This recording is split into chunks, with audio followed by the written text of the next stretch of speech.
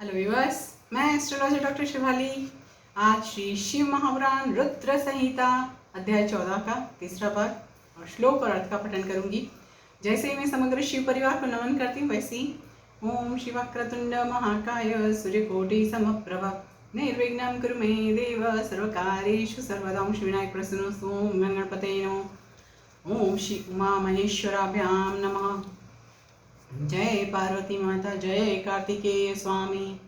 ओम नमः शिवाय, ओम नमः शिवाय, ओम नमः शिवाय। श्री शिव महापुराण रुद्र संहिता अध्याय 14 तीसरा दिन, तीसरा भाग। जहाँ पे कल छोड़ा था उससे आगे ही।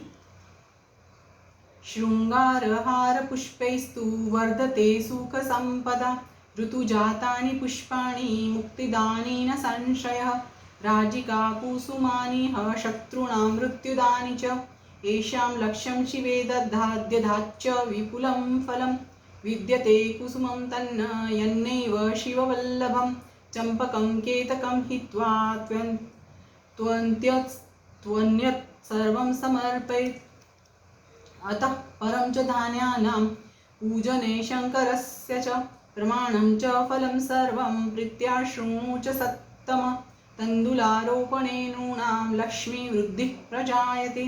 अखण्डितविधौ विप्र सम्यक् भक्त्या शिवोपरि षट्केनैव तु प्रस्थानं तदर्धेन तथा पुनः फलद्वयं तथा लक्ष्यमानेन समुदारुतम्।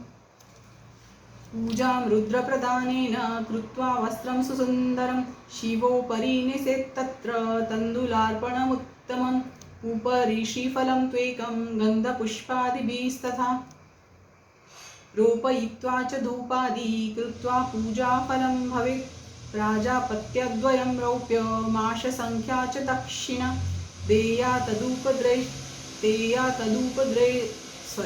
देया तदुपदेष्ट्रैः शक्त्या वा दक्षिणामता आदित्यसंख्यया तत्र ब्राह्मणान् भोजयेत्ततः लक्ष्यपूजा तथा जाता साङ्गं च मन्त्रपूर्वकं शतमष्टोत्तरं तत्र मन्त्रे विधिरुदारुतः तिलानां च फलं लक्ष्यं महापातकनाशनम् एकादश फलैरेव लक्ष्यमानमुदारतं पूर्ववत् पूजनं तत्र कर्तव्यं हितकाम्यया। जितने श्लोक का पठन किया है उसके अर्थ का पठन कर रही हूँ। हर श्रृंगार के फूलों से पूजा करने पर सुख संपत्ति की वृद्धि होती है। ऋतु में पैदा होने वाले फूल यदि शिव की पूजा में समर्पित किए जाए तो वे मोक्ष देने वाले होते हैं, इसमें कोई संशय नहीं है। राई के फूल शत्रुओं के लिए अनिष्टकारी होते हैं। इन फूलों को 1,00,000 की संख्या में शिव के ऊपर चढ़ाया जाए तो भगवान शिव प्रचुर फल प्रदान करते हैं। चंपा और केवड़े को छोड़कर अन्य कोई ऐसा फूल नहीं है जो भगवान शिव को प्रिय ना हो। चंपा और केवड़ा शिव जी के ऊपर नहीं चढ़ाया जाता है, परंतु केवड़ा तीज का जो व्रत होता है उस दिन सिर्फ एक दिन के लिए केवड़ा उनको अर्पण किया जाता है और उसकी भी एक कथा है। चंपा और केवड़े को छोड़कर अन्य कोई ऐसा फूल नहीं है जो भगवान शिव को प्रिय न हो। अन्य सभी पुष्पों को समर्पित करना चाहिए। हे सत्तम, अब इसके अनंतर शंकर के पूजन में धान्यों का प्रमाण तथा उनके अर्पण का फल, यह सब प्रेम पूर्वक सुनिए। हे विप्र, महादेव के ऊपर परम भक्ति से अखंडित चावल चढ़ाने से मनुष्यों की लक्ष्मी बढ़ती है। 6.5 प्रस्थ और 2 पलवर चावल संख्या में 1,00,000 हो जाते हैं, ऐसा लोगों का कहना है। रुद्र प्रधान मंत्र से पूजा करके भगवान शिव के ऊपर बहुत सुंदर वस्त्र चढ़ाए और उसी पर चावल रखकर समर्पित करे तो उत्तम है।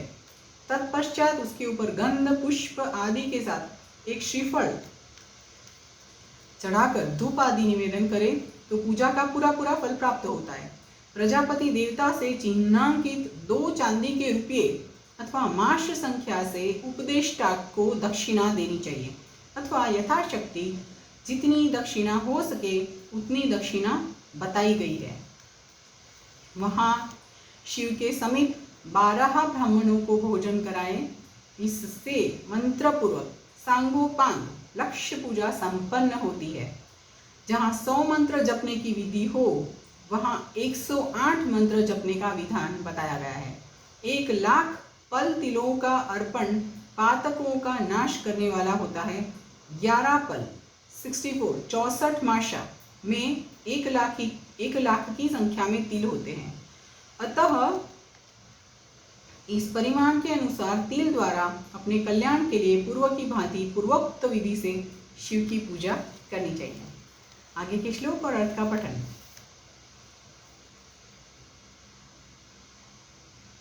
भोज्या वै ब्राह्मणास्तदस्मादत्र कार्यानरेण हि महापातकजं दुःखं तत्क्षणान्नश्यति ध्रुवं।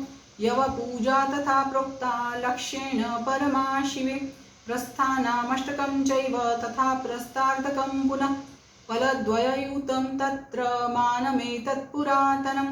यवपूजा च मुनिभिः स्वर्गसौख्यविवर्धिनी प्राजापत्यं ब्राह्मणानां कर्तव्यं च फलेप्सुभिः।